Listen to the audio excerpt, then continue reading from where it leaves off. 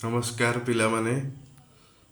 आज आमे तुम आनीचु समांतर प्रगति बा एरिथमेटिक प्रोग्रेसन उपरे गोटे छोट क्लास टीए।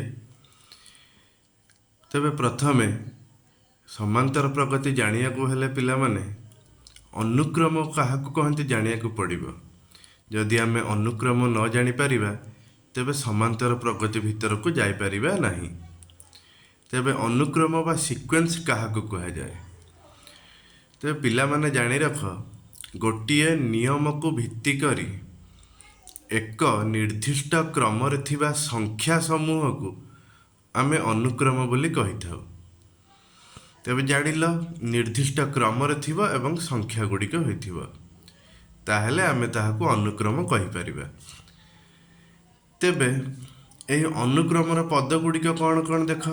गोटिए अनुक्रमर पद गुड़िक आमे T1, T2, T3 बोली सूचित करिथाउ।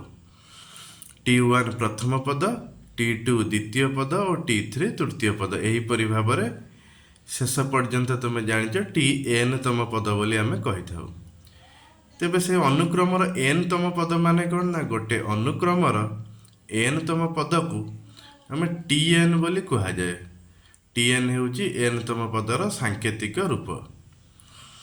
तेबे से Tn पद हेउची कौन ना से अनुक्रमर साधारण पद बा जनरल टर्म बोली आमे ताको कहू। तेबे Tn को मन रखिथिबा पिला साधारण पद बा जनरल टर्म।